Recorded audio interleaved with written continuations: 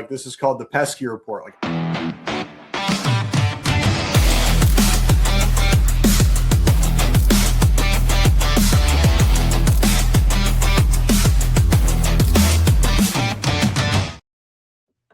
welcome back to the Pesky Report, episode 560, presented by Beyond the Monster. I'm Jordan, joined by Isiah. Isiah, how we doing today?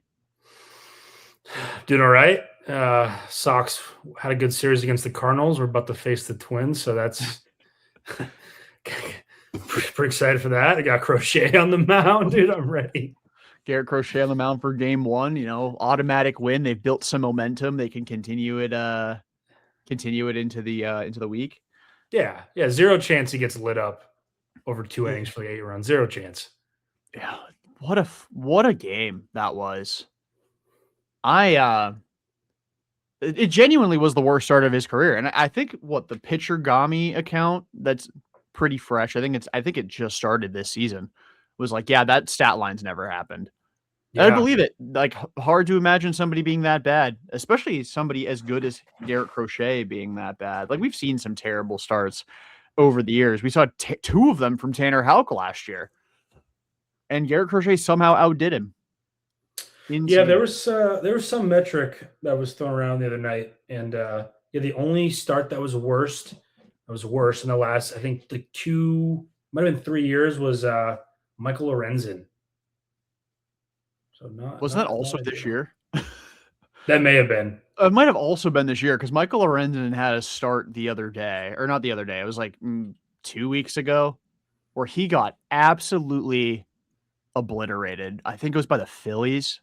I want to say it was against the Phillies. Yeah, he went 3 innings, allowed 9 earned runs. So it was actually ended up being a better start because he allowed 1 fewer run in an inning and a third more. But Michael Lorenzen's not good either, so it's possible that he's had a worse start than that in his career.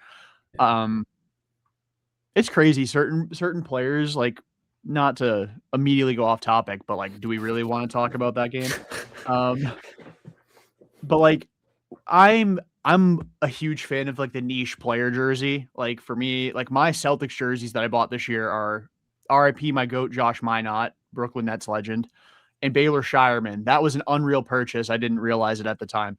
But like, going into other cities and like seeing who the niche player jerseys are for that market. Like, when I was in Cincy, I saw so many Jonathan India jerseys, and like, I'm like, I really don't like Jonathan India as a player. Yeah. And then like, how does one like that player? And then I'm like, oh, I only view him through the lens of like, as a trade target for the Red Sox. These people, like, he played for their team, so it makes sense that they'd like him. And a lot of Michael Lorenzen jerseys out there in Cincy as well. But yeah, Garrett Crochet sucked. Yeah, that was rough. Game one, a lot of takes were flying out of that one. Yeah, are you concerned at all? Is it too much of a cop out to say not until his next start? No, because it's like, you know, every single year a pitcher, like even the best pitchers in the world, have 1 or 2 starts where they're just atrocious. Maybe not that bad. Especially against this year's Twins team. It's like Crochet, Skubal, and Valdez, Framber Valdez have all been lit up this year with them. Yeah. And all in Minnesota too, I'm pretty sure, which is what I'm sure most people were trolling when they said the Twins were cheating. I mean, every single year there's like a handful of teams that come out of the gates playing like unreal baseball. And I think that's going to be the Twins this year. Like, they're 11-8 now. I do not think forget about a couple months. Yeah. I wonder about the Pirates though, because I know the Pirates are like the best team in the NL Central right now, or like second best behind the Brewers by like a game. Like, the Twins had the best record in the American League entering play today. I don't think that's going to hold up. Yeah, that just speaks to how mid the AL's been this year so far. Yeah, which is like the one thing that's kind of keeping me from really going crazy about how bad the Sox have been. Is like the Twins are 11-8. That is still the best record in the American League by a game over by 0.014 winning percentage points over the Tampa Bay Rays. Sorry, 0.016. And the Rays lead the AL East. Like, I'm not like the Red Sox have been horrible. They're 7-11, but like the American League's been almost as bad. And that's why, like, again, they're 3 games back of first place. I can breathe a little bit, but Yeah, I mean that's what makes baseball so like amazing and frustrating at times is how long of a season it is, and there's so many ebbs and flows. Like first 2 series, I'm just ready to throw myself off a bridge, and then the 2 series afterwards, like okay, this is going to be a team that relies on its pitching. The offense is going to be frustrating at times, and then this shit this week, this last series. So it's baseball, man. It's baseball. yeah, we'll learn. I've been trying to tell myself I'm going to wait till May 1st to make any sort of judgments on this team. I have lied about that so many different times. Like I think last night, especially, I had tweeted about like, oh, they don't even compete, and then they go out today and they absolutely. I mean, 9-5 is a very deceptive score. They beat the hell out of the Twins today. Yeah. Ryan Watson. The game has left you already, my friend.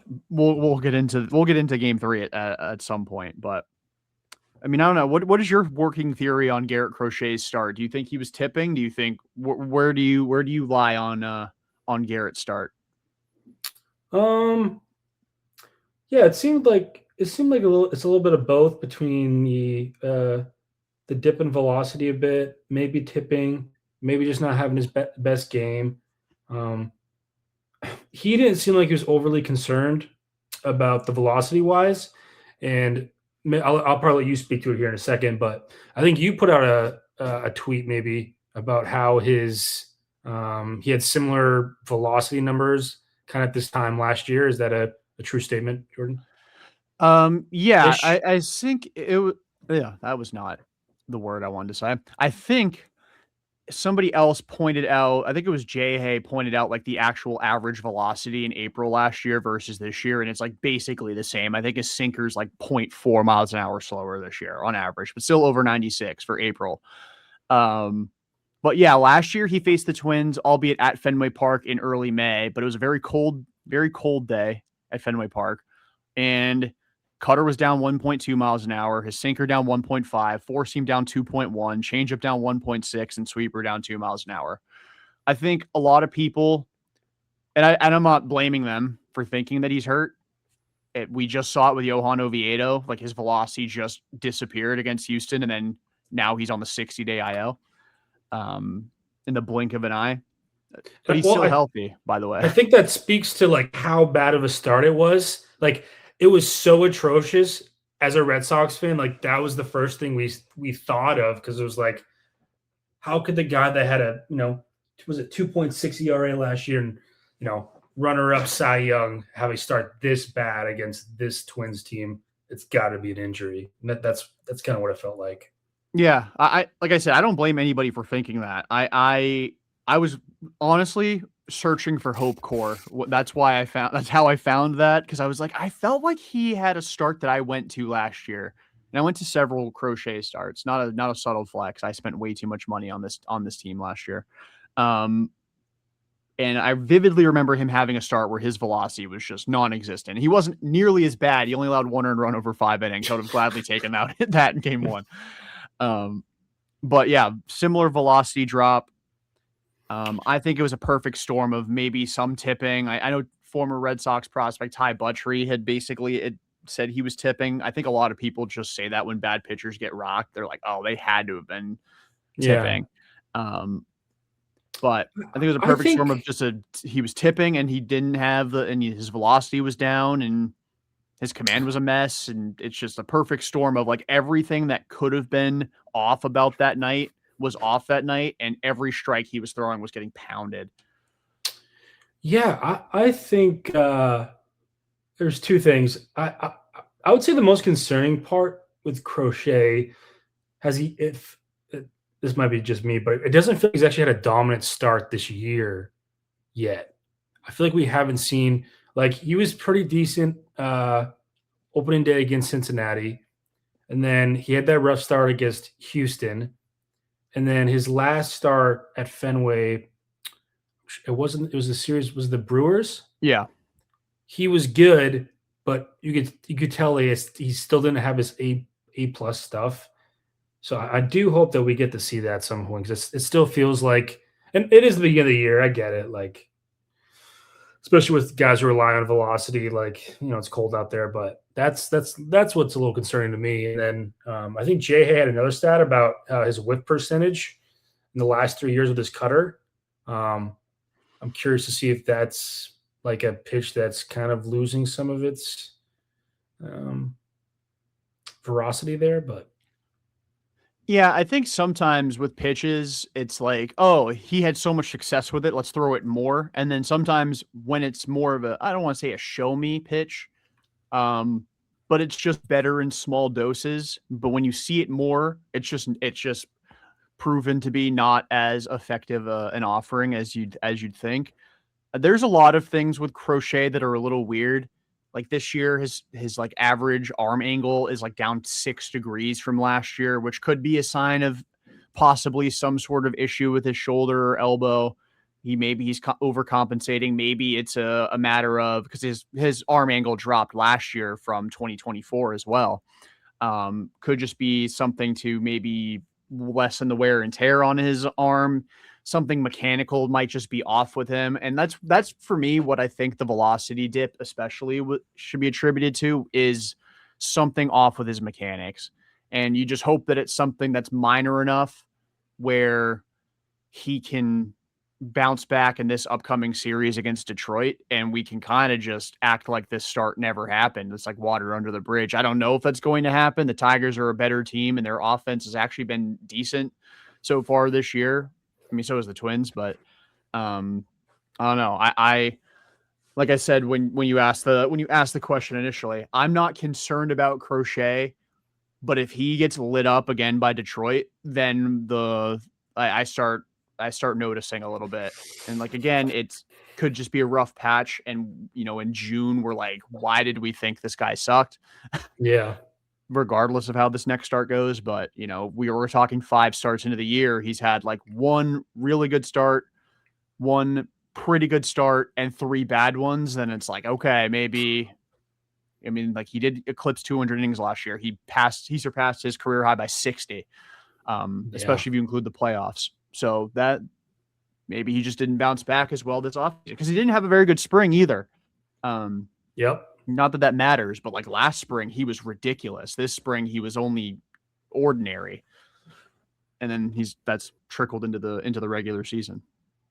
Yeah. Yeah. It's so early in the season to make these grand sweeping declarations about the rest of the season going forward. It's hard not to do.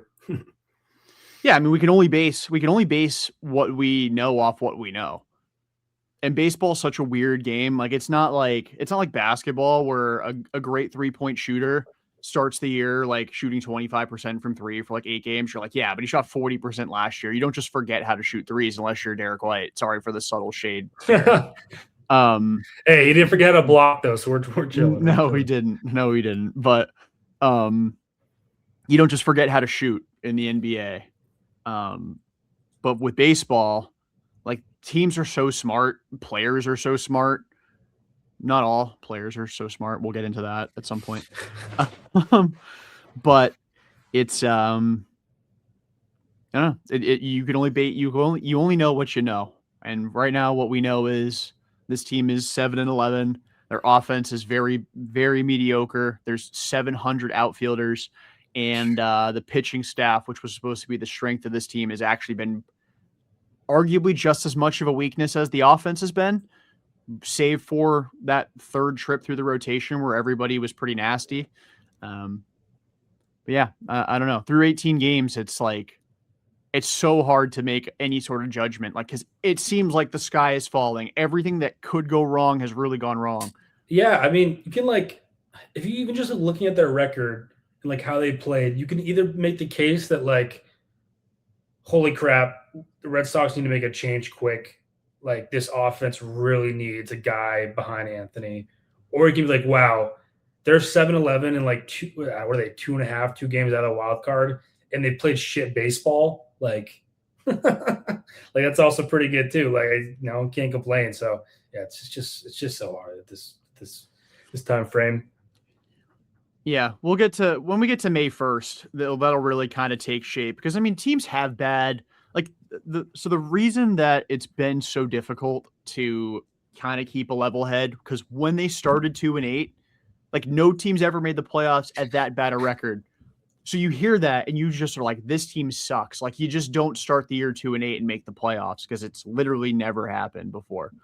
I will say, in fairness, we have an extra playoff team now. That wasn't always the case. We didn't always have the wild card in general. Then we didn't always have 2 wild card teams. And then we didn't always have 3 wild card teams. So I still feel pretty confident that this team will find a way to win 85 games, 86 games, and then be like right in the thick of the wild card, barring some like massive trade one way or the other that'll either completely tank them or jumpstart them in the right direction.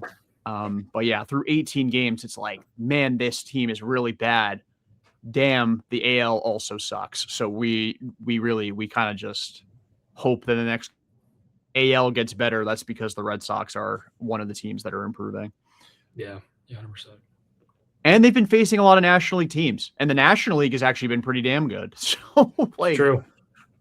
It's like, who knows?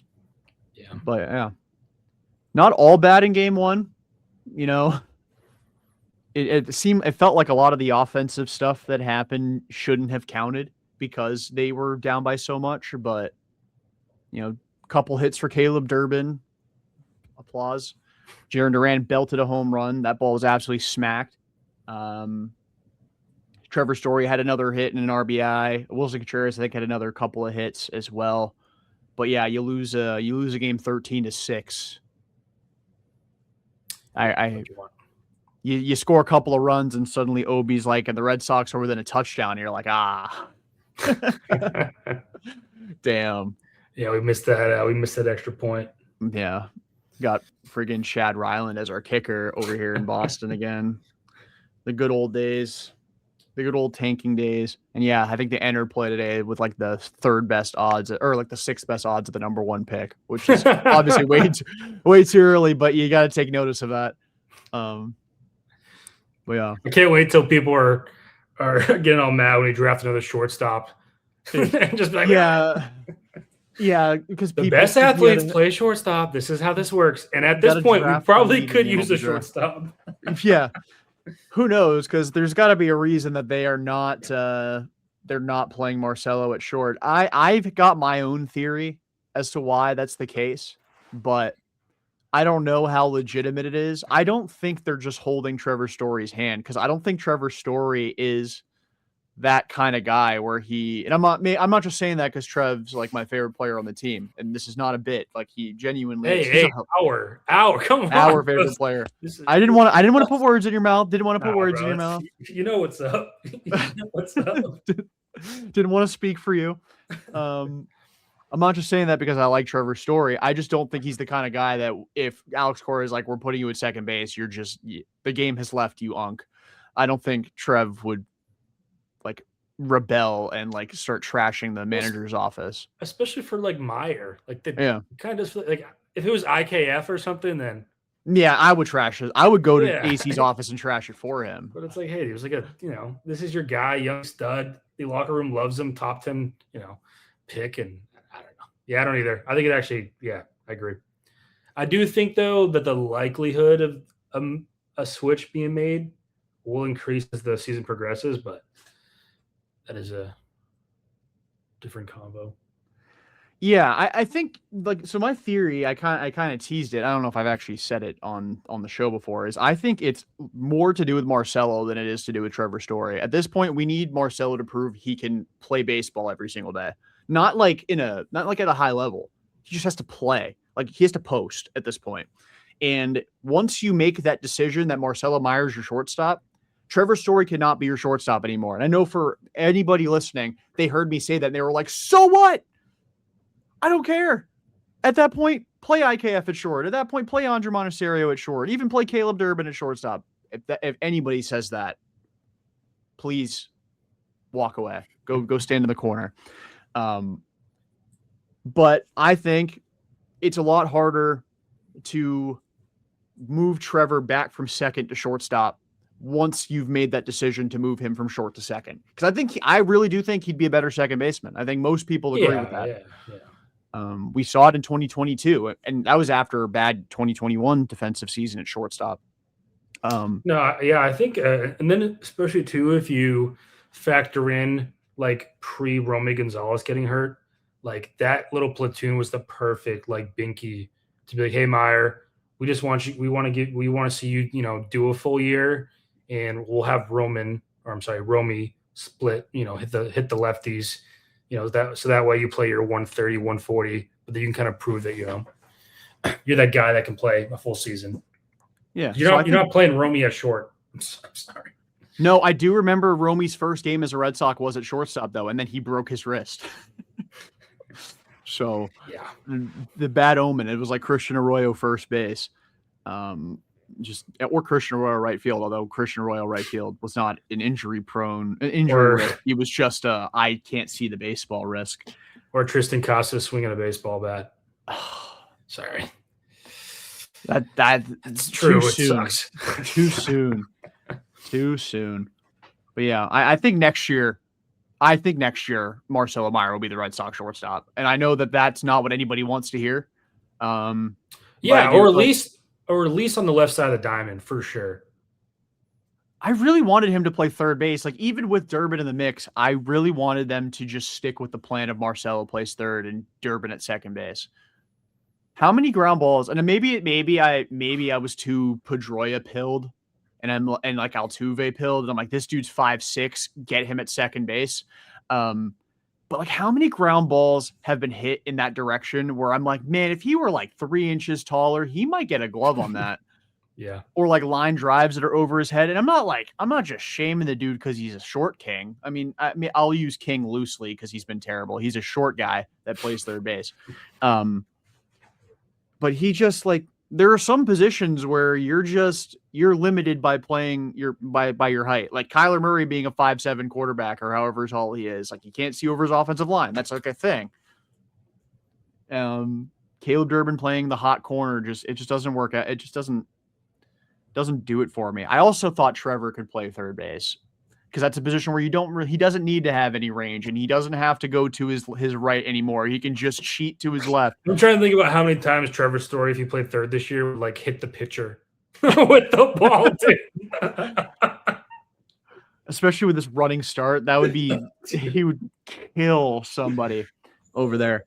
But I really do think he'd play third base pretty well. And I know that also probably sounds like a moronic thing to say at this point, having watched him play. And we didn't even talk about his insane glove flip decision in game 1 either.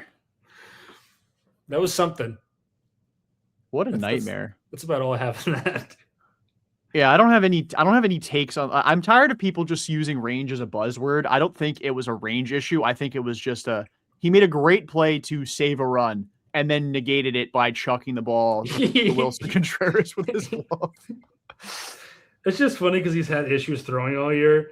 And I just saw him like, oh, nice stop, and then just throwing the glove, and I was like, I mean, whatever. At least we throw it over the first baseman's head. When the glove goes flying like that, I genuinely thought he like broke his wrist. I thought his season might have been over. And then I just see him like sit up like nothing happened. And I'm like, brother, did you do that on purpose? The glove went further than the ball. Trev. We'll get to him though. He had a pretty good series that game notwithstanding. Anything else on that absolute atrocity that was game 1? Ready awesome. to move on. Ready to move on to a much better, again, loosely, game 2. Sonny Gray was also very bad. Very bad. I would say worse than he was against Cincinnati. Yeah. That was that you want to talk about a trend? The lack of Ks with Sonny Gray, I think, is probably one of the most worrying trends out of our pitchers, actually. Yeah, how many strikeouts did he have last night? I think Did he have 2. any? Did he have any? He for sure had one on a ABS challenge by Naivaris. Yeah, he had 1. He had 5 in his first start, then 3, then 2, then 1. So next start, 0. Book that. Also, I just remembered that this series upcoming is a 4-gamer, and I only put the pitching matchups for 3. But you if you got any thoughts on Sonny Gray while I get that pitching matchup queued up, take it away, my friend. Not. It's strange because he has been a strikeout guy in the past. The stat about him being one of however many pitchers, I think it's like 3 or 4 for the last couple of years with 200 Ks in a year. And then seeing his go from 5-4, 2-1. But then on the other hand, it was like some of those games he was able, like the game against the Cardinals, I thought he did a really good job of just like inducing really poor contact. It felt like this game he just didn't have a pitch that he could go to with 2 strikes and get him out. That's what I felt like the biggest problem was. Is like he'd get to 2 strikes. It felt like he did a decent job of attacking the strike zone. And then once he got to like the count, it's just he didn't have nothing that could get him out. Yeah, for him, strike 1 is really kind of the main thing. He gets ahead 0-1. Like it's not like it's definitely mathematically proven. The count swings in a dramatic way, or the averages trend dramatically in favor of whoever gets ahead on the first pitch. And for Sonny Gray, especially because he's not the same pitcher he was when he was with Oakland, where he was like, I mean, he was never like a burner. Like he never threw 98 miles an hour or anything like that, but he had a much better fastball early in his career. When he has to start throwing his fastball, which is not something he did his first 3 times out, he was very sinker heavy, cutter heavy. He had no feel for any of his off speed or any of his pitches with spin whatsoever. And he had to go to the 4-seam, and he got absolutely hammered in this game. Only 1 walk, but he gave up 2 home runs and 9 hits in 4 innings. And I guess you just got to keep him away from his former teams. Yeah, he couldn't put him away. Yeah, it was frustrating. And then did you watch the clip after of him in the locker room? Yeah, where he was talking about how he just didn't feel like himself. Yeah, I didn't watch it, but I saw some. Let me pull it up. I'm actually gonna play it. I don't know if that's gonna get copyright struck or anything like that. I hope not. It's just Twitter. Let's be serious here, StreamYard. Whoops, I accidentally just started playing the video without sharing my screen. Give me 1 sec. You'd think I would know how to do this. So yeah, here is Sonny Gray after his start against the Minnesota Twins in Game 2. They just beat me. They beat me. I felt okay. And then, I just wasn't, I just couldn't focus as well as I needed to. That's what it felt like the most. Balls come out of my hand okay. Just wasn't able to put us in a position to win, which I feel like is our job, is the job of starting pitching, like I said. And B, they just beat me. They beat me and they beat us, and I don't like that. You guys have seen a lot of these guys, even going back to spring training, and then obviously what they did yesterday. I feel like the approach has been a little different than you had anticipated. They're hot. That's just a fact, and I wanted to come in and shut them down. And when a team's hot, you miss or you get behind, or you get in hitters counts more often than not. They're going to do damage especially when a team's hot. And I just tried to continue to compete. I knew I didn't have it, but I just tried to continue to compete. And I feel like I was doing okay. And then 1 swing in the 4th, he brings in 2 runs. I just kept thinking in my head, you're 1 pitch away, make a pitch. You're 1 pitch away, make a pitch. And I just wasn't able to make that pitch. And, I wasn't good at all. And yeah, they just made me pay. Damn. He sounded like he was on the verge of tears that entire. I don't know if it was just like nerves or what, but he did not. Yeah. He didn't sound like himself, but I mean, it's nice to hear the accountability from a vet. And he's just like felt like I was very opposite of what Clay Buchholz would call accountability because he'd be like, I pitched well. And there'd be like no sort of elaboration where he just meant like, yeah, I felt like the ball was coming out of my hand pretty well. I just didn't make a pitch. Buchholz would be like, no, I did all right, which just triggered the elite Eck rant before he was actually a color commentator. Yeah, I feel for him. I mean, he's a guy that relies on his command, and he didn't have it, and as somebody, I was nowhere near Major League Baseball, but when I didn't have it, that is one of the loneliest feelings on the planet. It's when you're on that mound and you have nothing to get somebody out with, and you're just like praying they smash the ball right at somebody. Yeah, I was playing Road to Show the other night, and I felt the same. And it's just incredibly frustrating.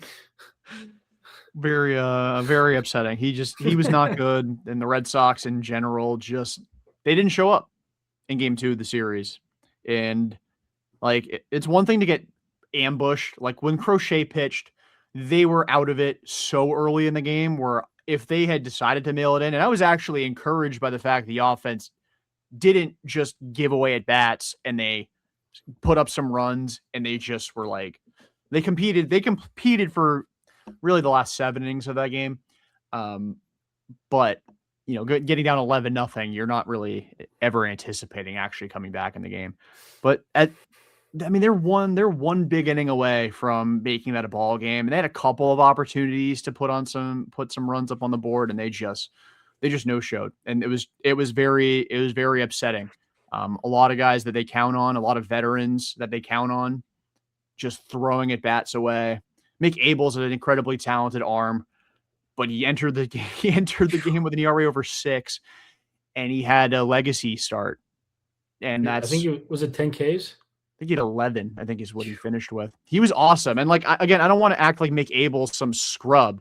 Like he's a talented arm. Yeah, but you never want to be a pitcher's like career best game, going against you.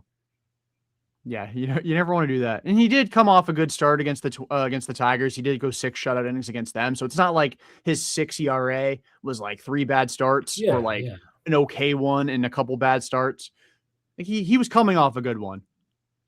But then you gave him, you let him give you a belt, and that you never want to do that.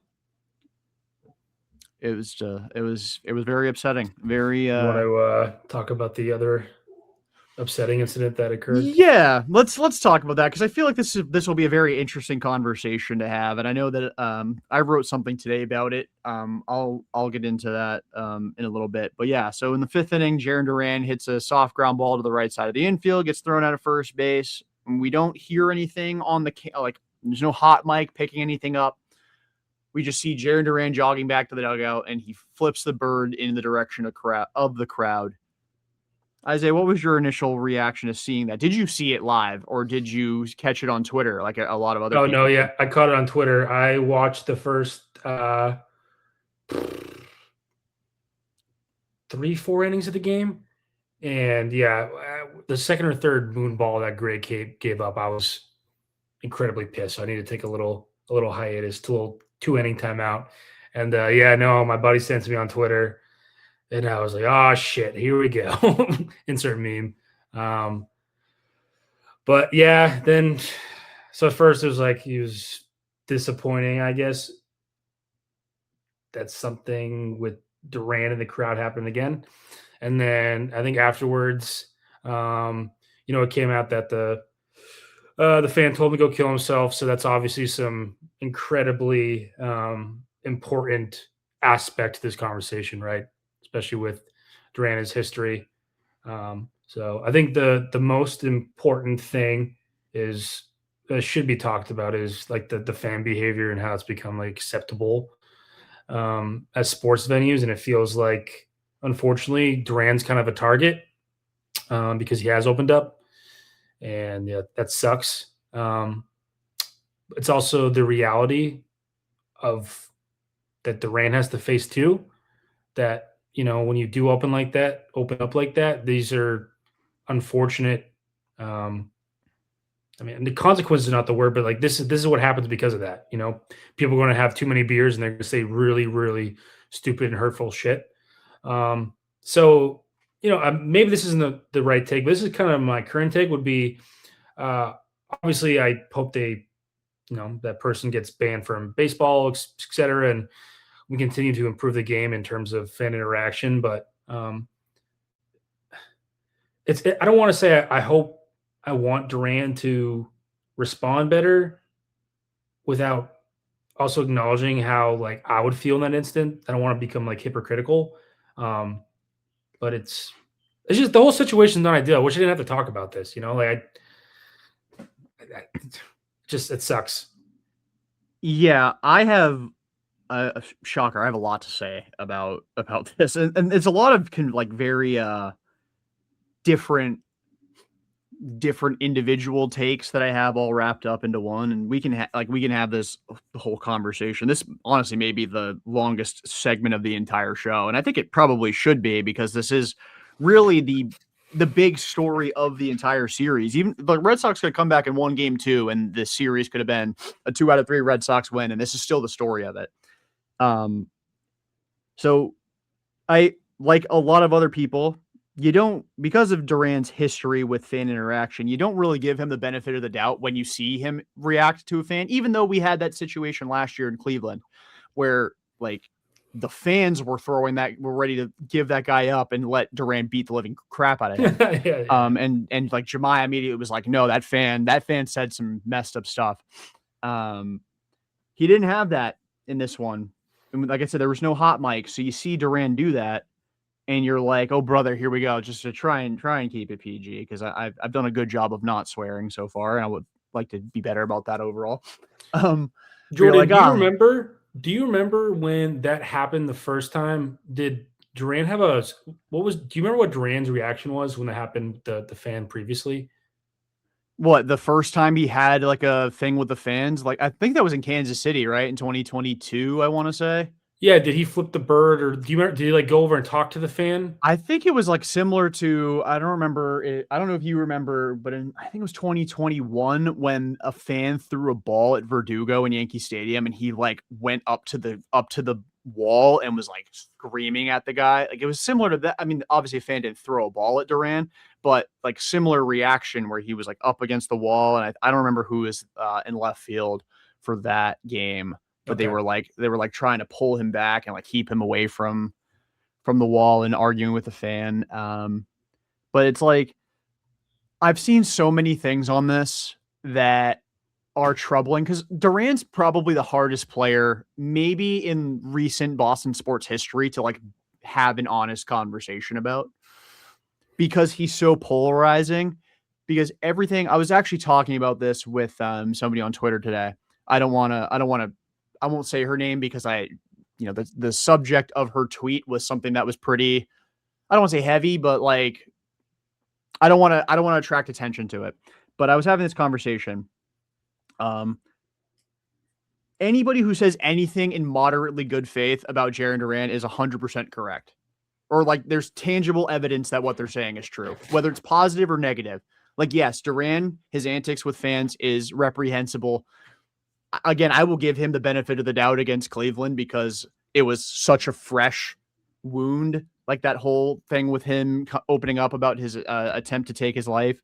And there were so many people that were like, no, that fan was very much in the wrong. So he may have said something about it, but for everybody in the area to be like, come knock this guy into oblivion, I reckon it was probably something worse than just simply saying, hey, go kill yourself. You know, it was probably something worse than that.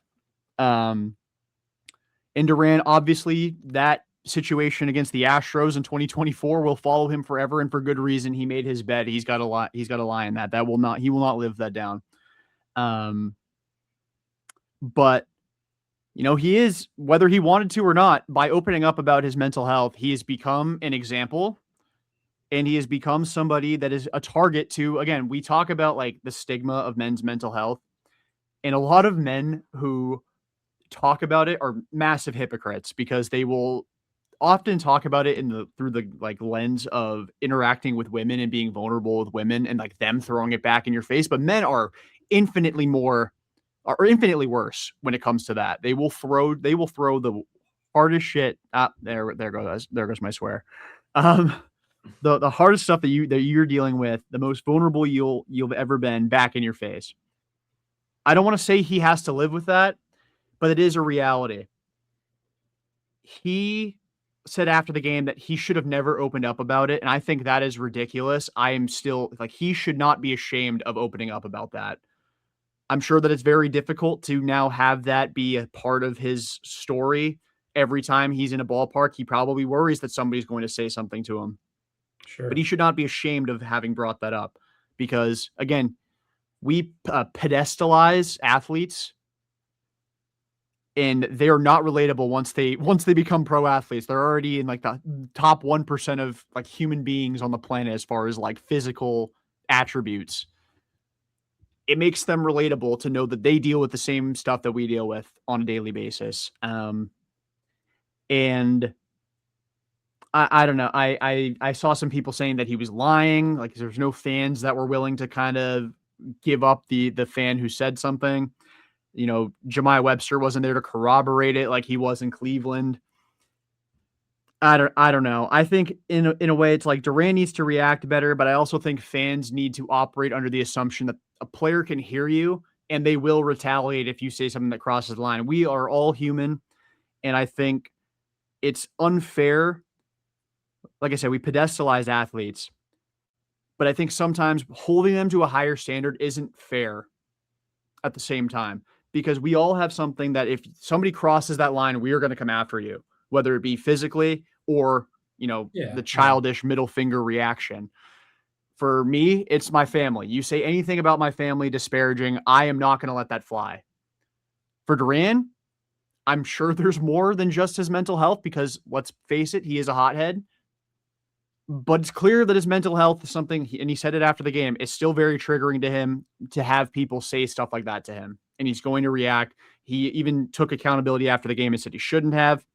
I'm not going to give him a pat on the back for that, but it's something worth noting. I don't think that's anything other than the incident with the Astros. I don't think he's ever actually like said after the fact, like, I shouldn't have done that. But I don't know. There's a whole lot of this is like one of those weird situations where I think there's a whole lot more nuance to it, but nobody's going to change their mind about him. You either hate him or you love him, and there's really not a whole lot of people in the middle when it comes to Jarren Duran. Yeah, there's a lot. Man, the thing that like I got the most from watching his documentary was like the relationship with his dad, and like how a lot of his like demons and struggles he has like stems from like his father and the way, his dad treated him growing up. And,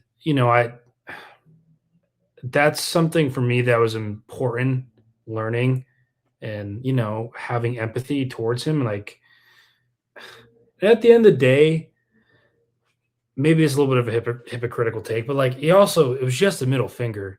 Like, I know you're an employee of the Red Sox, and like you said, they're put on these pedestals where they're supposed to be role models for kids, right? But at the end of the day, they're grown men doing their job.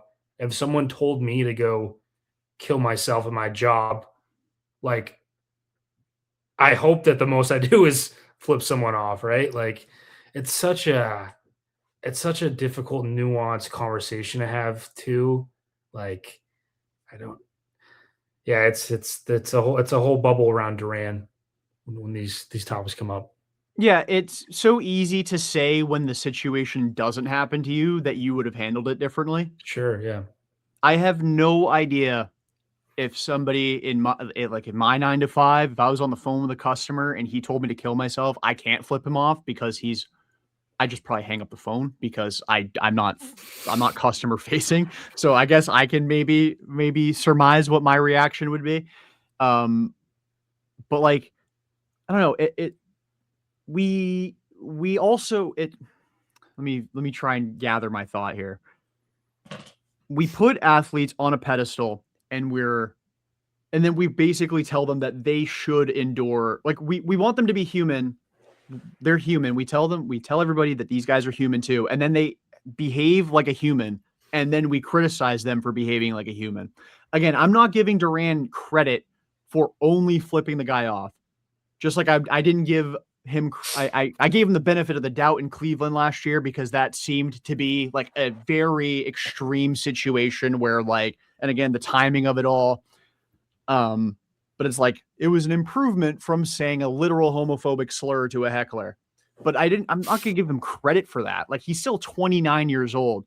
Yeah. He's not 16, where it's like, oh, well, maybe by the time he's an adult, like he's 29. And I think part of it too is let's stop hoping that he grows up and just accept that this 29-year-old man is just going to have incidents with fans. And we just have to continue to hope it's not something more serious than it's been. I mean, again, the bar is pretty low considering, again, he said a homophobic slur a couple of years ago. I don't know. I thought that flipping the fan off I think it was justified. I don't care. You tell a grown man to kill himself because he grounded out to second base. I don't know if it was a Twins fan or a Red Sox fan. You tell a grown man to kill himself because he grounded out to second base. It's a middle finger. Yeah. Like, yeah. Even if he yelled into the crowd, I would at least understand it because like that's super out there for like everybody to hear and whatnot. He stuck up the middle finger. I'm not going to lose sleep over it. I didn't. I actually slept probably the best I have all week last night. So can confirm did not lose sleep over Duran flipping off a fan. Yeah. Anytime even Duran comes up, I feel like it's a whole thing, especially for like, even like just baseball wise, like, man, I remember for like the last year or two being like, oh, we got to trade Duran. And then this offseason, like when his value was worth more. And then this offseason, we're talking about flipping Duran. And I'm just like, dude, isn't he like one of the better offensive players like we have? Like, I get it. Like, but like, who are we replacing that bat with if we're not replacing Bregman and bringing someone else in? And now it's, I don't know. And then that outfield logjam doesn't make any of this conversation either. Because like, he's our fourth best outfielder right now, but he should be playing every day on a baseball team. It's just the whole fit's uncomfortable. Like, I would love to see him in a smaller market too. Oh, he'd go nuts for like. Can you imagine like him in Cincinnati or something? Just or the playing for Tito. I think he'd fit in beautifully on a Terry Francona like doesn't have to worry. Like, everything is way less magnified. Just play ball and like way less. I don't know. And just maybe even just having a fresh start. It's a whole thing with him. Yeah, and I think, and I don't want to say that this incident falls on Craig Breslow, but it's going to sound like it. It's going to sound like it, but hear me out here. Again, we've talked. Chat, clip that. Clip this. If this is not Craig Breslow's fault that Jarren Duran flipped off a fan, let me preface it by saying that. I will say, for somebody like Duran, who has been very open about how hard he is on himself, he's been the outfielder most affected by the logjam, other than Yoshida, because they've hated Yoshida basically since the end of 2023. It's been pretty evident. But like, it's not often that a player that doesn't deserve to take a demotion has to take a demotion. Like, I'm not saying Duran, like maybe in the lineup, if Cora dropped him from 3rd to 6th, which he actually did in game 2 of the series. I think actually he hit him 7th in game 2. Like, that's different. He's been playing poorly. That's different. But somebody of Duran's caliber who entered this year, I believe the 4th most FWAR among outfielders since the start of 2024. Consensus top, 2 left fielder, I think, between him and Roman. Yeah. Depending on who you ask, like they were the top 2 left fielders in the game, maybe top 3 if you want to lump Bellinger in there. It's pretty funny Which were- that the 2 best left fielders in baseball, according to that, and Yeah. then the second and third best left fielder on the team this year behind Yeah. Yoshida.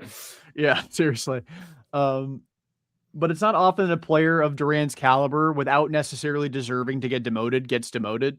Like playing time, he's been the most affected from a playing time standpoint outside of Masataka Yoshida.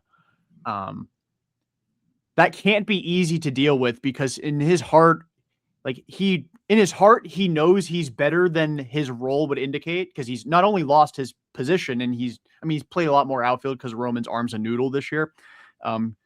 But he had to accept in spring training that he was going to DH a lot more. He's also, since Roman's come up, dropped from the leadoff spot to the 3 spot to, I guess, 7th. Now, well, not today, but yesterday hit 7th.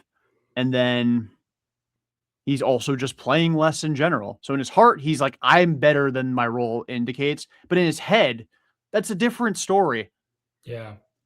And Craig Breslow kicking the outfield logjam down the road repeatedly. And I'm not saying you got to get less in return for a trade on a player just for the sake of making that move. But like, if what Red Sox stats said is true, and they were able to get Leo DeVry from the Padres last year for Duran, if that's actually true, and I've not talked to anybody, I have no idea if that's true. That is fireable. And it's affecting the 2026 team, because you're a guy who is constantly hard on himself, now has to deal with being demoted for no reason other than there's just other good outfielders that they have. And it's boiling over into how he's behaving and then how he's playing when he's actually out there. And I think that it's a situation that's not going to get any better unless the reason you keep all the outfielders happens and someone gets hurt. And I don't think that's a good thing to hope for. I'm not hoping for it, but like, the only way for it to make sense for there to be all these outfielders is someone gets hurt. Yeah. Or aggressive trade. I mean, yeah, to your point, it's like they made the player that has like the most like the one player that could be affected the most by this outfield logjam. They gave him like the hardest or the biggest load to carry. You know what I mean? Like, there's anyone that could have been like, this could have been really detrimental to the most to, it was Duran. And to have him be affected the most, like, does not make sense. Yeah. And you didn't, like, even if you had just found any sort of trade partner for Yoshida, which is crazy to say now because Moss has got like a 560 on base percentage right now. Yeah. But like, if they had just pawned Yoshida off on someone, that's resolving it, because, okay, now all 4 guys can play every single day, especially against righties. That is not something you can say you can do, because Massa is not going to play on the infield.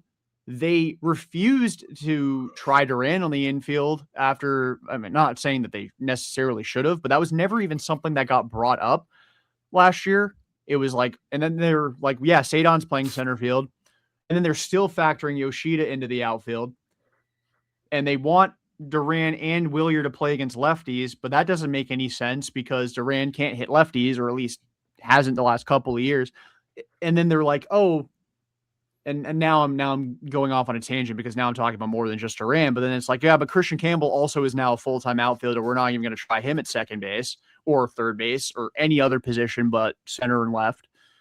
It's just, not only did they not address the problem at the major league level, they have also exaggerated it at the minor league level, because Nate Eaton's still here. Christian Campbell's still here. Alan Castro's in AAA. He's absolutely raking, by the way, down in AAA. Shout out Derek. It's a good problem to have. I know they traded Justinson Garcia, who, by the way, they traded for a guy who's now out for 3 months, probably, or at least 2.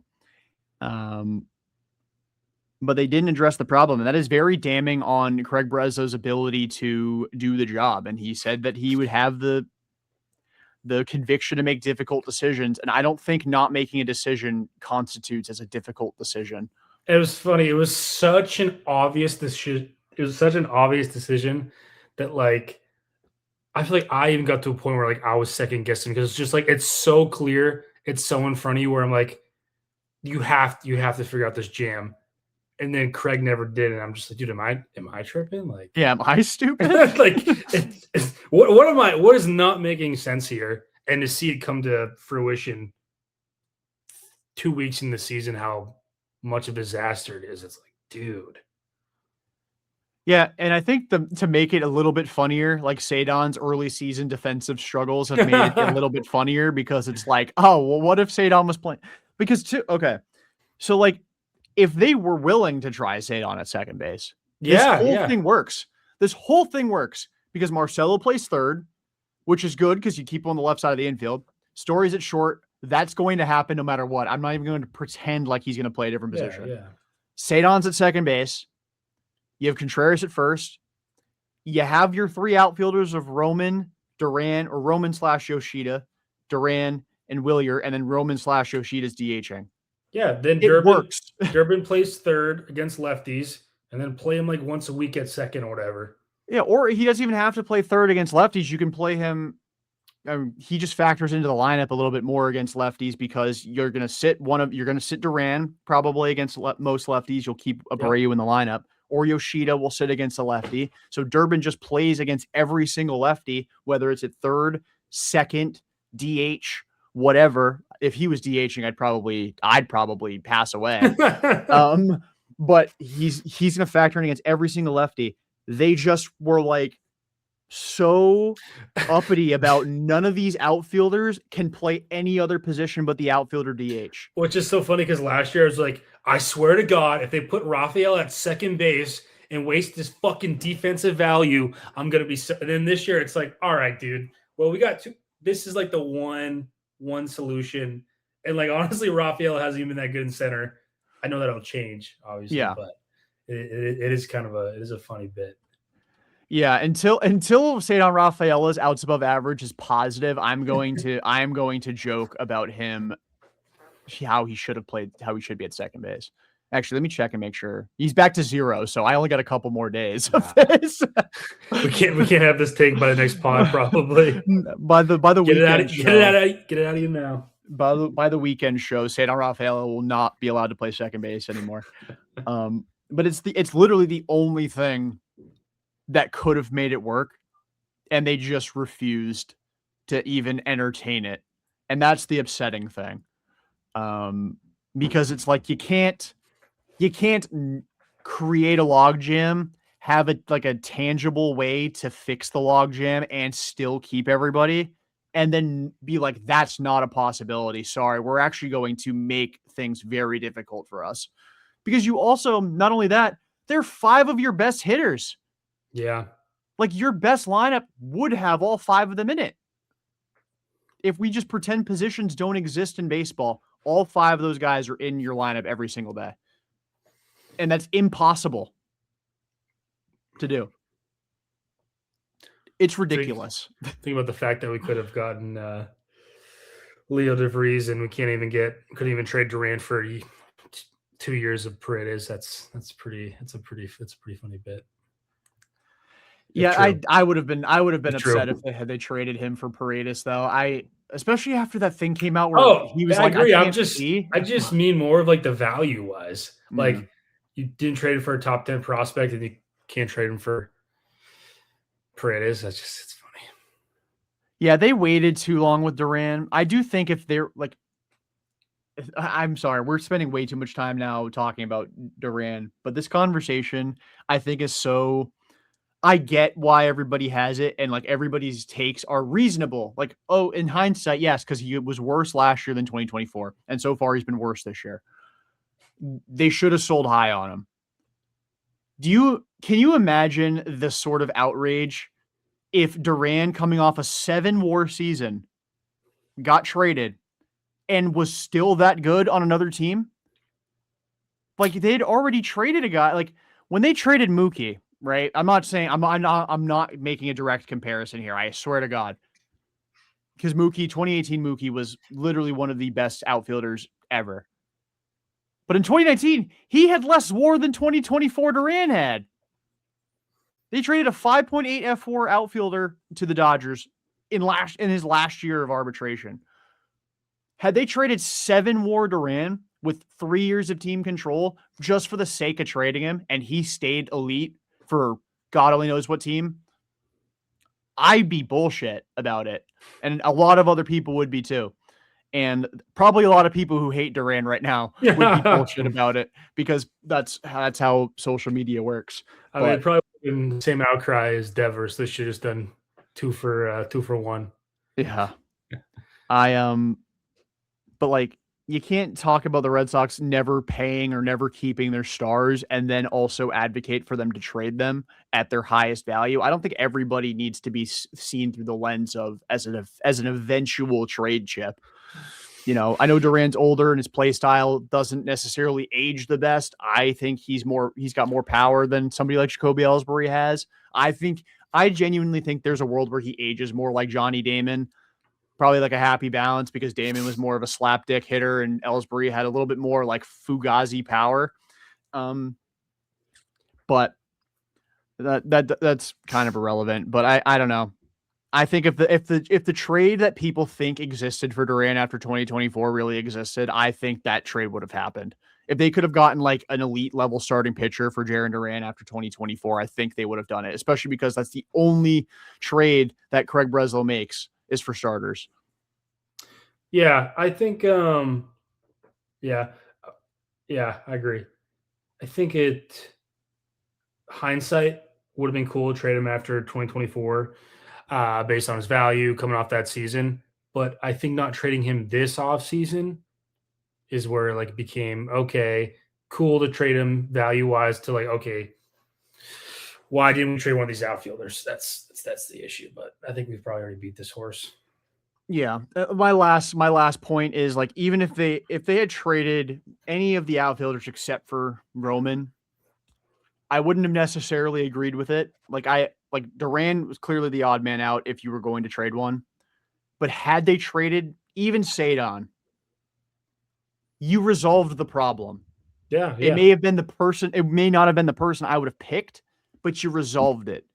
You can't just not resolve it and then make it as hard as humanly possible to make it work. And it's not just on Breslow, that's also on Cora, because he can be like, yeah, Cedon's going to play a lot of second base this year, so we can get our 5 of our 6 best hitters in the lineup every single day, at least against righties. But anyway, Red Sox lose game 2. I don't even remember the score. 6-0. That sounds right. They didn't score. They did not score. Andrew Monasterio had the worst challenge of the entire season. And that's true. It was the most in the strike zone challenge of the year for a hitter. I think Rob Friedman was the one who tweeted that. I'm sorry if I credited the wrong person, but objectively the worst challenge of the season. And for a team that hasn't been challenging like at all, that to be the one. I wonder if that was like his first one. He was just like, fuck it, we're down 6-0. I want to try one of these out. Yeah, I think he just got upset that he struck out looking, was like, I'm going to burn one of these because nobody else is going to challenge anything tonight. But yeah. Valid. Honestly valid. Sox lose game 2, 6-0. Brings us to game 3. This game was a lot more fun. I enjoyed this one. I didn't at first. You go 1-2, or you squander a scoring chance in the first inning, and then you immediately fall behind 1-0 on an Austin Martin home run. What's going through your mind after the way the game started? Dude, I'm gonna keep it a buck. This is the one game of the season I wasn't able to watch until like the 5th or 6th inning because I was at work. Gotcha. You gotta throw it on at work like I did. I government computers and then where I work, there's like I have like 0 service, unfortunately. But I was keeping along with the little game cast, and I saw the Martin home run. I was like, sick.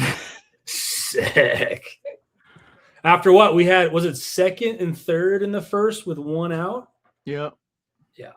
Sick. That was my reaction. Was sick. Yeah, Story grounds out, and then Duran struck out, and that was how they squandered that opportunity. And then yeah, 2 batters into the bottom of the first, it was 1-0. I had the game on as background noise because I'm giving up my secrets here. So I use my work laptop. I'm using my work laptop now, by the way. But so we have a like an actual like server for our work stuff, and then like just the default browser for like non-work stuff, or at least that's the creative liberty I have taken.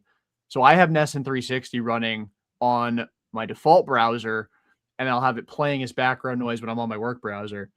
And yeah, I heard Dave O'Brien go, and a high fly ball to left, and I'm like, oh, he sounds way too excited. It is definitely 1-0 Twins. But yeah, that was after the way the first 2 games had gone with Crochet and Sonny Gray. It felt like more of the same was coming from Connelly Early, and I am very glad that I was wrong. Connelly, take a bow. You were awesome today. Hats off to Connelly Early. Yeah, very consistent. He wasn't the only one that was awesome today. Yeah, our boy.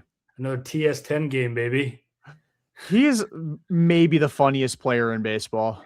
And, how many RBIs does he have? Yeah, so let's get a live count here, because earlier it was very funny where he was at for so Yordan Alvarez, Nico Horner has like 3 RBIs tonight, so he is past Trevor Story. Trevor Story is currently tied for 7th in baseball with 17 runs batted in through 18 games.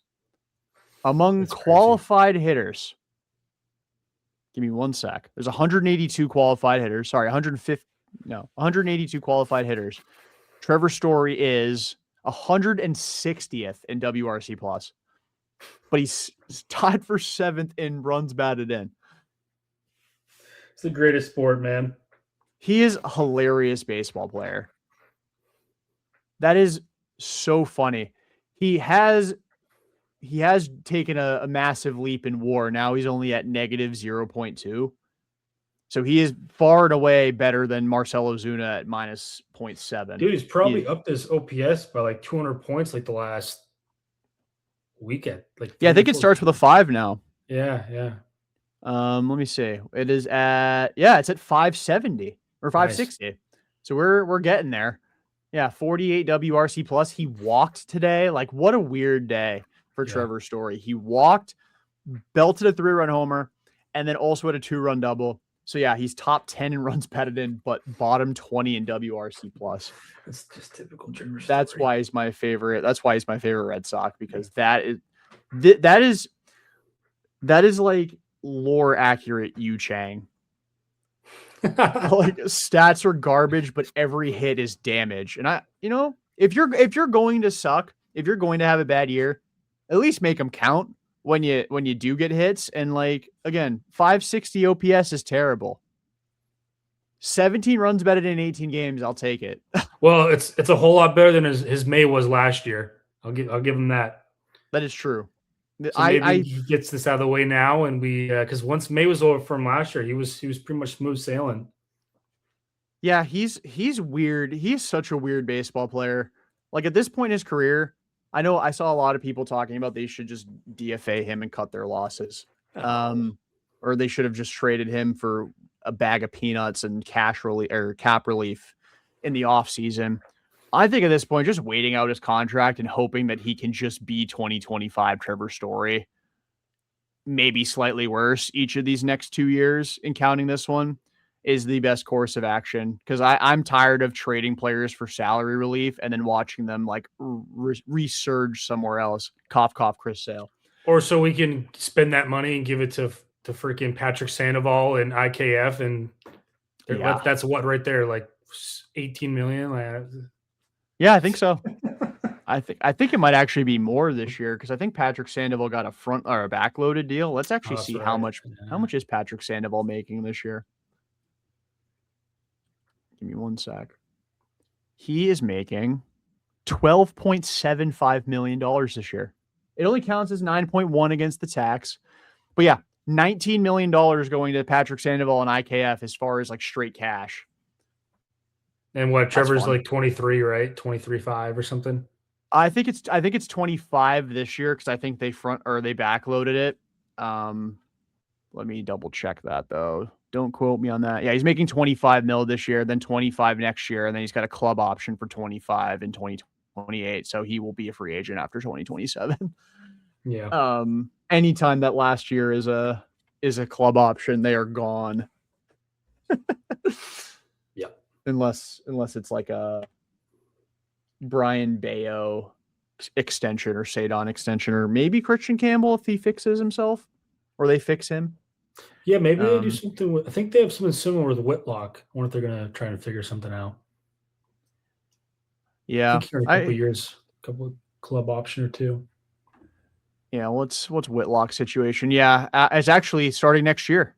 This is his last year of like team control. Next year it's 8.25 club option, and then 2028 it's 10.5. They are going to ruin his earning power in Major League Baseball because he will be 32 years old when that contract expires. So he's going to get paid. I mean, he'll be a reliever, so he'll probably still get paid like premium reliever money, but he is not going to have a large window of earning power in Major League Baseball. And I feel bad for him, but he's the one who signed the contract.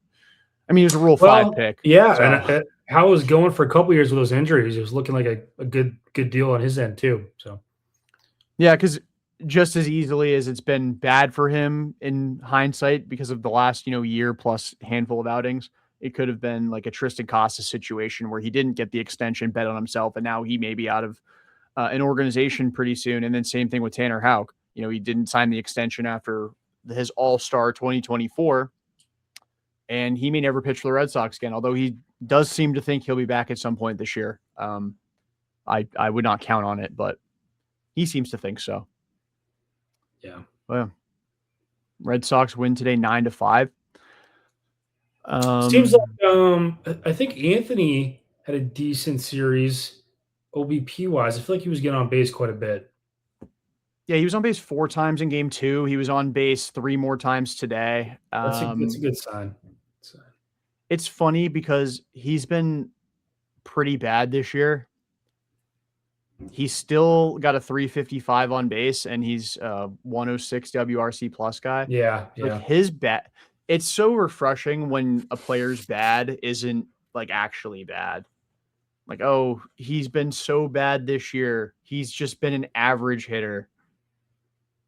His walk rate is higher, or is what it was last year. His strikeout rate, as funny as it sounds, is actually better this year than it was last year. Huh. I wouldn't have guessed that. Yeah. I mean, his power he's got no power right now. He's hashtag I know pop.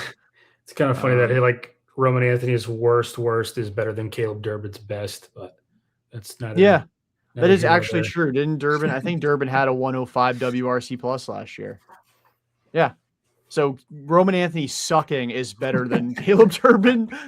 Number 3 rookie of the year voting Caleb Durbin. Oh man. What a guy. They also take Caleb Durbin out of the lineup and they just obliterate Xavier Woods Richardson. Dude, was it yesterday where Durbin tried bunting? Was that game 2?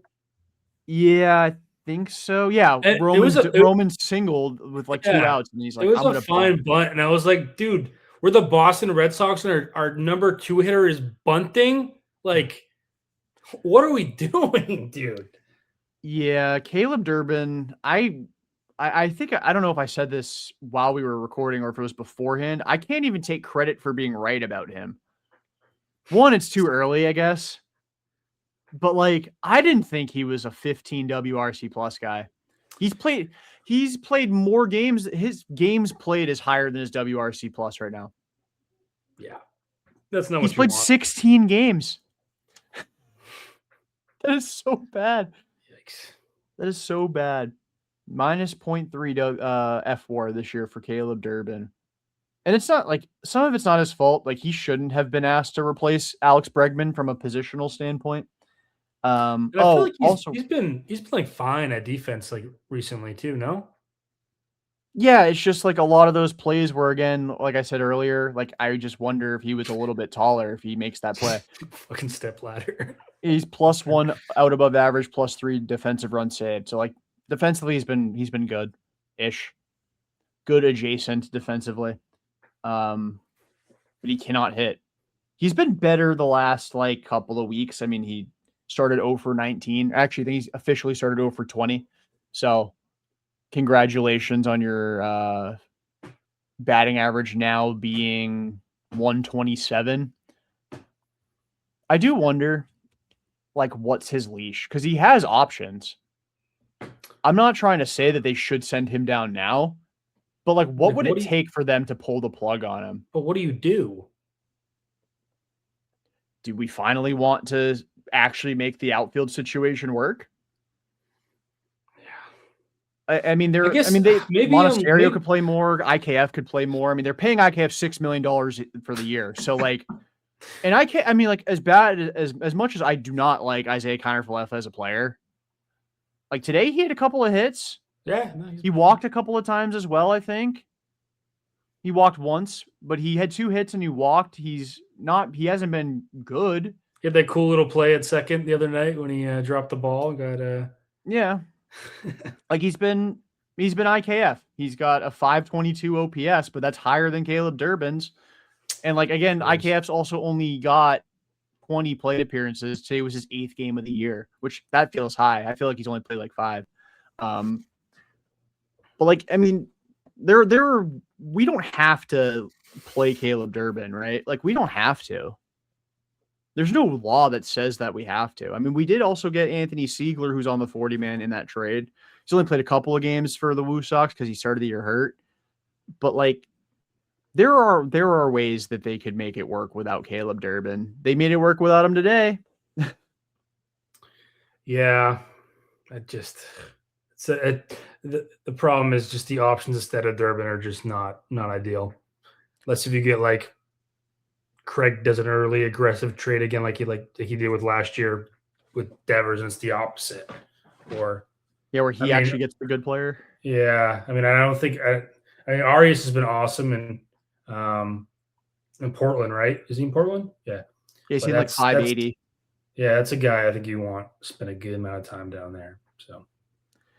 Yeah, they can, and like another alternative is they could finally start putting Campbell on the infield again. Like that's really what they should have done. I don't want to act like I know more than the powers that be in the Red Sox organization, but like you have an outfield logjam, and even if you resolved it at the major league level, how's Christian Campbell ever going to play for the Red Sox again? If he's an outfielder, you need another guy to get hurt. And then Yoshida probably too. Yeah. Because like unless Sadon got hurt, right? And then you'd have like if Duran got traded and Sadon got hurt, Campbell comes up and plays center field. But like if Duran got traded and Yoshida gets hurt, maybe you just DH Campbell, but then I feel like you're stunting his development as a defender. Maybe you and even still, Nate Eaton might get called up first. And even still, Nick Sogard might get called up first. Yeah. How is Christian Campbell ever going to play for the Red Sox again? Put him on the infield. Yeah. Who's currently playing second base for the Woo Sox? I was just there the other day. Mikey's playing third. Who the hell is playing second for the Woo Sox? It's Sogard. Well, no, he didn't. He didn't start at second the other day. It was Gasper at first. Sung-Shae Chang. I think that's how you pronounce it. I apologize if I butchered that. I think he's playing second. Oh, okay. Or shortstop. I don't remember. They got smoked in Cutter Crawford's rehab start. I left in the 7th inning. Yeah, did it come out why he got pulled in his last start? Do we know? Well, he didn't get pulled. So he got pulled from his rehab period. Like they just shut him down. Yeah. He didn't get scratched or anything, but Cora seems to think he'll be back next week. They're not even going to take, I don't think they're even doing imaging. I think he just was sore, like didn't bounce back very well. So they're like, all right, we'll just stall it for a week. Okay. But yeah, I mean, it was very much a Cutter Crawford start in his rehab start. 5 Ks, 3 home runs. Yeah. I miss him though. I'm a Cutter truther. I do think if they Cutter. put him in the pen, he'll be pretty good. And I really, it feels too early to say this, but I'm not impressed by Ryan Watson. He's just like Teflon Josh Winkowski to me. Yeah. I don't see somebody who needs a roster spot for 162 games. Dude, all of our lefties have been phenomenal.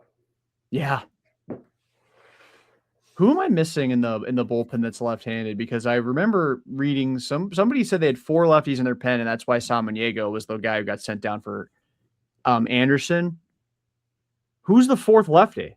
Coulombe. Freaking Danny Coulombe. I'm not very impressed with him either. There's just something about him. Maybe it's just my affinity for Brian Bernardino. I was shocked when I saw he had like a 2-something ERA. I thought it'd be way higher, but he's just not been very impressive. But he's got a 1, like his ERA is 1.8. I was down to that, yeah. Yeah, because he had a scoreless inning today. His FIP's 6.16. That tracks. That's in line with how I feel like he's pitching. I'm not impressed with him. Might go Justin Wilson would never. I can't believe he doesn't have a job. Neither does Giolito. Like crazy. I saw 2 teams were interested in him, but I think Padres and Cubs. Yeah. Yeah. I might text Bradfo and see if Giolito's willing to come on Pesky. Like, dude, he's so cool. Like, have you watched any of his interviews? Like, talks about movies, and I just a big fan. You know, his parents are actors, right? No, you're shitting me. Unreal. You're shitting me. Unreal. First time I've ever heard that. Dude, him trying to break down why Marty Supreme was a good movie to I think it was Robert. It was brilliant. Fantastic. I wonder. He's probably said it, but I wonder what his favorite movie is. Oh, I don't remember. I think someone's asked him. I would love to know the answer to that, and I would love a detailed description as to why. I do wonder when he'll find employment, because I was cautiously optimistic about, or I wasn't cautiously optimistic. I was very pessimistic about Lucas Giolito last year. It was like, I appreciated the good starts, but I felt like every time he gave up a run, it was going to start like 5 or 6 that he gave up. He deserves a job. There is a lot of sorry pitchers in this league. Like, I don't want to talk ill of a pro athlete, but like, there are a lot of pitchers currently employed by Major League Baseball teams that Lucas Giolito is flat out better than. And I don't know if it's like, I know he mentioned it was something about wanting to pitch at like his value, which is fair. He's made what, like 40 something million just over the last 2 years? Yeah, I think he got 40 mil from the Sox. Yeah, that's a nice little chunk. Yeah, I understand. Yeah, I understand where he's coming from, where he said he wants to get paid his value, like obviously. But you got to be somewhat realistic. I don't know if part of it is also like the teams that are interested in him. Like now that the Padres and Cubs are interested, maybe that changes the thing. It changes the line of thinking a little bit. Like 14 mil from the Cubs is a lot different than 19 mil from like the Nationals. I'd much rather take the 14 from the Cubs. Although in that spot, I might take 19 from Washington. Yeah, let me take my bet count real quick. Yeah, no, I'm not gonna do that. I got Venmo'd $40 today at one point, and I almost cried because I was so happy to see that going into my account. But yeah. Red Sox win 9-5 today, and there wasn't a whole lot of other than Connelly. I feel like Connelly and Story were really the two like headlines of the day. Early was awesome. He's very consistent. Through 4 starts last year, he allowed 5 earned runs, and through 4 starts this year, he's allowed 5 earned runs. CRA is a little bit better. He's got 2 more outs. I love watching him pitch. Like, he's a pitcher, man. Like, he seems like he's older when he pitch. I really enjoy watching him pitch. Really crafty, and he's got his 5 or 6 different pitches, and yeah, I enjoy watching him. Yeah, it feels like an unfair thing to say about him because I'm comparing him to a borderline Hall of Famer. But I see so much Cole Hamels in his pitching. Like just like he's got a good fastball, but it's not like elite by any stretch of the imagination. But he just outsmarts you. And obviously a lefty, very, very simple, easy delivery to repeat. You know, he holds the runners on well. He keeps the ball in the ballpark, although he did give up his first home run as a big leaguer today. So far this year's command's been kind of iffy, but he commands the ball pretty well. Typically, he has as a pro. Strikeouts are good, but not elite. Just a good pitcher. Like I totally see him having like a 17, 18-year career. And I don't want to say he's going to be a Hall of Famer, but like I think his war is going to start. He's going to be like at least 40 WAR guy for his career. He's that good. I could totally see a world where he's better than Peyton Toley. Yeah. Like fully for his career. Yeah, my last thing I'll say about the series is dude, for some reason 7-11 as a record sounds so much better than 6-12. Like there's something about seeing 6-12 in front of me. I'm like, that's disgusting. Get it away from me. And I saw 7-11. I was like, oh, that's fine. That's doable. That's workable. Yeah, 4 games under 500 is definitely. It's funny that you say that because I actually saw a TikTok the other day that made no sense really until I finished watching it. I'm like, oh, that actually makes a lot of sense. He was like, I think he said 38-31 is a much less daunting score than like 35-28. Same point differential, but like you're also in the 30s when it's 38-31. So it's like, yeah, we're in the ballpark. But when it's 35-28, it's like, damn, are we cooked? Like that's like it's like that visual of seeing that number 3 first or something does. Yeah, something. it's like we're right there. We're 1 run away from being right in this thing. And I do think too is like I guess a cause for optimism is like this series notwithstanding, because the games they lost, they got hammered. A lot of these games they've lost, like a couple breaks go their way, and they win these games. Like they're 7-11 and very easily could be 12-6, you know. And I'm not just saying that. They're probably a 500 team if Greg Weiser starts the season on the IL. Honestly. Probably, although he has played a pretty key role in a couple of their most recent wins. So I don't know. He's Greg Weiser, you know. I mean, if Masataka Yoshida played like 4 more games, they probably have a couple more wins. That's true. It's just, I don't know. I'd be curious to see. I would be curious to peek behind the curtain of their record if Cedar Rafaela was their second baseman and Marcelo Meyer played third, but whatever. Oh, one thing we didn't bring up from the series, Wilson Contreras exited game 2 with back tightness and did not play game 3. That's another one of those things where it's like, I don't know if I should be worried about it, but I guess if he doesn't play Friday against Detroit, then I guess we should worry. Yeah. For the moment, I'm not. I think give him a couple of days off because we got a day off tomorrow, right? Yeah. So, yeah, hopefully he's in by Friday because he has been incredibly important in this lineup. Oh my god. And defense. He's been great. He's been so good. Like I knew he was good. And like he's obviously been better this year than he like typically is as a major leaguer. Like, dang, I didn't realize he was this good, you know? Like he's a fun at bat to watch. Fun at bat to watch. He's electric. And that was another thing I wanted to bring up with the Duran thing that somebody brought up on Twitter. So I didn't want to take credit for this thought. I don't remember who it was that said it. But Contreras post game after that Brewers thing, not only did he have a dirty slide in that game, but he literally said post game that if he got hit again, he was going to go out and resolve it. So he was openly like advocating for he was openly saying he was going to commit a violent act, and everyone was like, "Oh yeah, let's go, Wilson, let's go." What a dog! It would be to someone that like didn't even do it, maybe. Could have been the fucking catcher. Like, I think Red Sox stats was like, would he Izzy Alcantara his brother? Yeah. Honestly, probably. He does seem crazy enough to do it without even realizing it. But then Duran sticks up the middle finger at somebody, and it's like World War III broke out. Yeah. Anyway, we don't need to relitigate that. I just wanted to mention that because I thought that was a very interesting point that only saw that one time. I wish I had saved that tweet because they deserve to. Maybe I can find it. Let's see how active this group chat's been today. Way too active. Oh no, I found it. At Jose.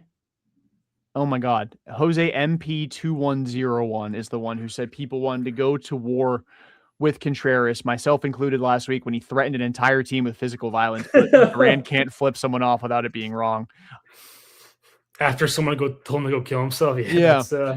That's an important. That's an interesting perspective. I like that. Yeah, I didn't even think about that. So shout out Jose for that thought. I thought that was.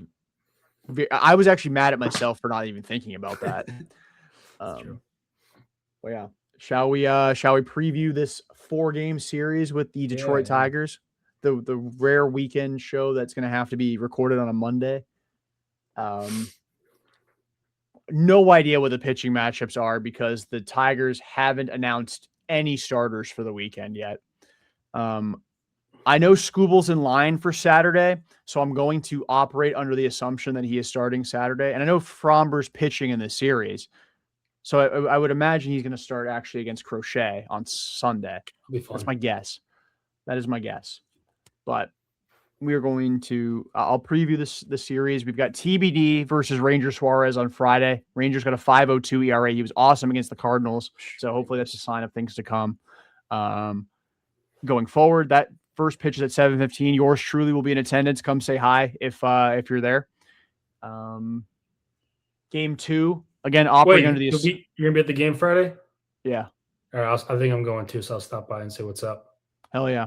I bought tickets to that game twice by accident. Well, not by accident. Not by accident. I wanted to buy them through the promo that they were doing. I misunderstood the email. Okay. So I thought it was you would buy a ticket through the promo to get a Crochet jersey. Like it was a Crochet jersey giveaway. But no, if you bought them through the promo, you'd actually get one. Or if you bought those tickets, you get one mailed to you. Oh, nice. But the giveaway is like Bravo jersey night. I don't know what that is. But I have 2 tickets for it. So Bravo.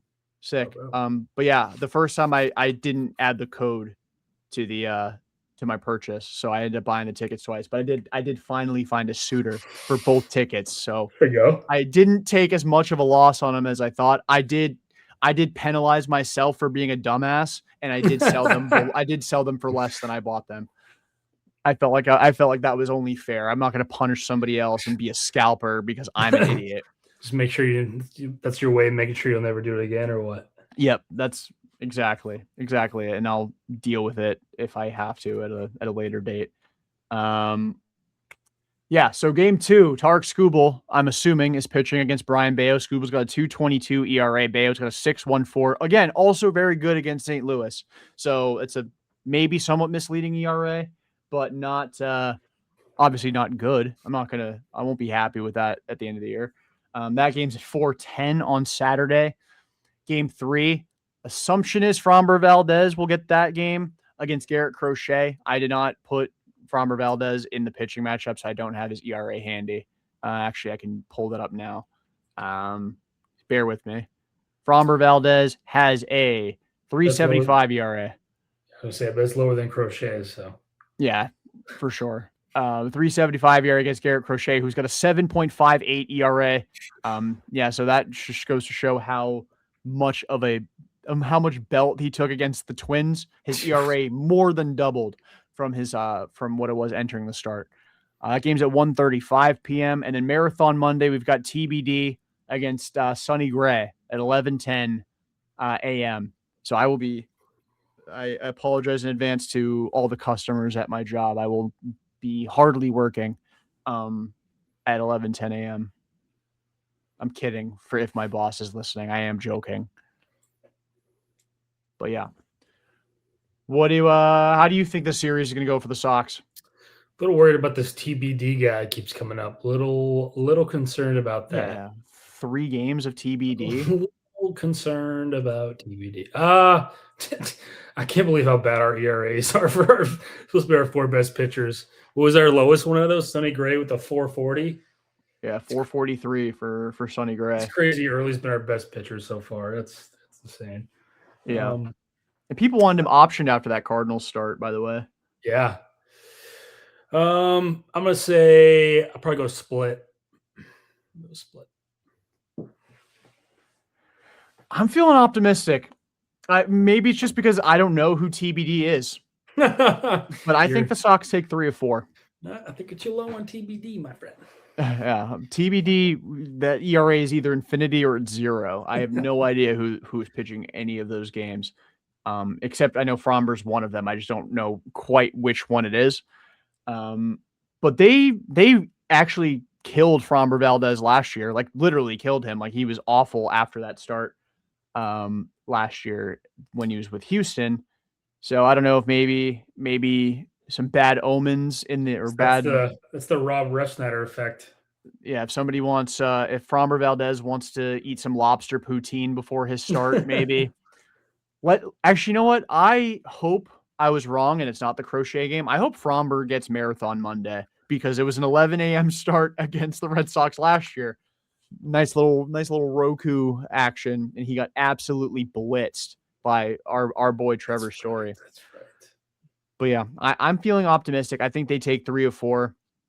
I think very encouraging signs for Ranger Suarez and Brian Bayo their last time out. The defense has actually been a little bit better lately, as proof of concept. Bayo having a good start his last time out with only 1 strikeout, with only 2 strikeouts. And I'm just not buying that Garrett Crochet sucks. Yeah, hot take, right? You know, I'm not buying that 7.5 ERA is going to stand. And for some reason, Sonny Gray is elite at Fenway after being terrible at Fenway in his entire career. He can only pitch at Fenway. Yeah, man. Even if the Red Sox are going to have one of those like frustrating years where, like, I mean, dude, because like 2021 was a pretty frustrating year, like up until I want to say like the last month of the season. Like they're pretty mid. And if that's the case, I really just hope that they're a decent team at home. Like, just want to have a good time at Fenway. I'm with you. Is that too much to ask for? I want there to be a night this summer where I drink way too much alcohol at Fenway Park. It won't be early summer because I'm 8-week aggressive cut right now is what we're on. But once that cut's over, hell yeah. Lobster poutine and God only knows what alcoholic choice I will make that night. It's like $25 a Sun Cruiser. I dropped like $200 on Sun Cruiser's opening day, and I was like, yeah, I need to take a break. Yeah, just ripping it out of my kids' future college fund. I was like, they don't. It's like, so a couple Sun Cruises. The move might be doing a shot before getting to Fenway, limit the amount of alcohol actually consumed at Fenway, and then drink more after the game. Yeah, it's smart. That might be the move. I always tell myself I'm going to do that, and then I get there. I'm like, you know what sounds good? 14 Sun Cruisers. I did that in San Francisco last year. I drank the equivalent of 12 beers. But the problem with that decision was that I still consumed alcohol after the game. Only time, or not the only time, one of only 2 times I have ever blacked out in my life. And I was across the country by myself. In San Fran, oof. I'm such a smart guy. Like, honestly, I'm so smart. Like, please understand that there's levels to this. That's too funny. If you think I'm an idiot, in that ballpark, it is beautiful. I'm going back out there this summer, but I don't know if I'm gonna go to Oracle, if I might try and venture out, cross off another ballpark. I have no idea if any of those teams are in town, but I do know LA is a 6-hour drive, so it won't be there. Yeah. Actually, I was telling Matt I'm not going to be on the pod next week because I'll be down at Camden for the Thursday or Friday night game. Nice. A road trip. So nice. How far of a drive is that for you? Or are you flying down there? So I'm actually driving down to Tennessee, so we kind of just made it a part of the trip. So I think I'm in Salem down to Baltimore, is like 9. I think it's like 9 hours. So Not bad. Yeah. Everything sounds like a walk in the park for me driving to and from Cincinnati. yeah, that's crazy. Never again. Never What was that? again. What was that total? 28 hours of driving. Yeah, that's a lot. It may have even been more because I Just 14 hours on the way back to just hate Greg Weiser. That's crazy. dude, I cannot believe I thought I was going to make it to work Monday morning, leaving after the game on Sunday. For a while it was looking promising. And then For the first I realized 6 hours, and then I realized I had 8 left.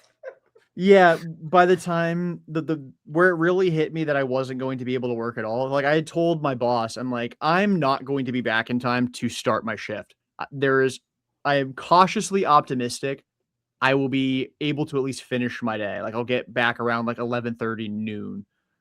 But I'm going to put in for the entire day off, and then I'll just work the last few hours if I have to, or if I'm back in time. When it was 11:30 p.m. and I was still in Ohio, like there's no shot. I didn't realize how much time I'd spent in Ohio getting to Cincinnati, but I felt every second that I was in Ohio when I was leaving. That was brutal, dude. I also learned of a couple towns in Massachusetts that existed that I didn't know. I already forgot what towns they were, but there were a couple signs that I saw, and I'm like, that's a town. None of them were Cochituate though, which I learned was a town through the TikTok video of the players pronouncing towns. And that Caleb Durbin pissed me off in that video. I don't know if you've seen that video. I have. Pissed me off. I feel like there's nothing that Caleb Durbin can do that you would like actually. Well, the reason he pissed me off is when he had to pronounce Scituate, as you know, he said Situate or Skituate or something like that. Yeah, that was crazy. Ridiculous guess, but I'm like, whatever.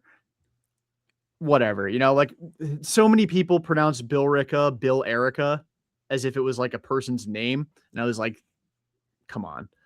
Like he didn't even like try to make it sound like one word. So I was like, I'll give him some grace for that. He's never been to Massachusetts before being a Red Sox. But then Cochituate popped up. And he did the same thing and said Cochituate. Like, what made you think that it was going to be that after saying Skituate the first time? That made me so mad that like I don't even feel bad for him that he has a 15 WRC. You're like, that's what I knew, that he wasn't a ball player. Yeah, he didn't pass the sniff test by pronouncing Massachusetts towns like a freaking terrorist. What a loser. That was ridiculous. Made me so mad. A couple people mispronounced Worcester too that played for the Woo Sox. I think it was Romy did. I think Duran did. Duran doesn't shock me because he's got a few, screws loose. That's Duran coded for sure. But Romy, come on, man. And he was only there for a couple weeks, but like, come on, Romy, be better. Yeah. I know better with Jarren. I know he won't be better. I haven't given up on him, but like, I understand. That's who he is. Yeah, it's who he is. We have to learn to accept it. Any final thoughts? No, not a single one. You got everything I had tonight, dog. That's it. I have become very long-winded. I don't know how I've done this. I do it with the Celtics pod now too, but like the 2 weekend shows of the season have been over 2 hours long. Somehow with 2 people, we did an hour 45. I don't know how that happened. I really don't know. I feel like it's just with like, and it's like, it's us not talking about the actual games itself. It's just like, what's going on with the roster. For me, Matthew and I were at a concert last Friday, and we waited in line for like an hour and a half. And I was like, all right, dog, how do we fix the socks? And the boys are just in there, just fixing the socks for like an hour and a half, dude. I just keep going. I need like a boys trip down to Disney or something, because like those lines are gonna feel like nothing, dude. They're gonna be the only. Can't allow the boys in the fast pass. Can't have it. Yeah, no, we will happily take up the line, and the people that are in line that are already mad at how long they have to wait have to listen to us basically record a podcast in every line. These kids will shut up about WRC. I don't know what WRC plus. I don't know. Who is Caleb Durbin? And I'm like, that's exactly my point. This guy gets it. Anyway, that'll do it for this edition of the Pesky Report. Again, episode 560 presented by Beyond the Monster. If you're not following us already on Twitter or Instagram, it is at the Pesky Report. So you can subscribe to us on YouTube, follow us on Spotify, Apple Podcasts, wherever you get your podcasts. Leave us a 5-star review or a 1-star review if you hate us. I don't know why you'd listen to us talk for an hour 45 if you hated us, but I don't know. I've hate watched baseball games before. Maybe you hate listen podcasts. That's a crazy thing to do with your time, but hey, to each his own. But yeah, that'll do it for this edition of the Pesky Report. For Isiah, I'm Jordan. Till next time, peace out and go Sox.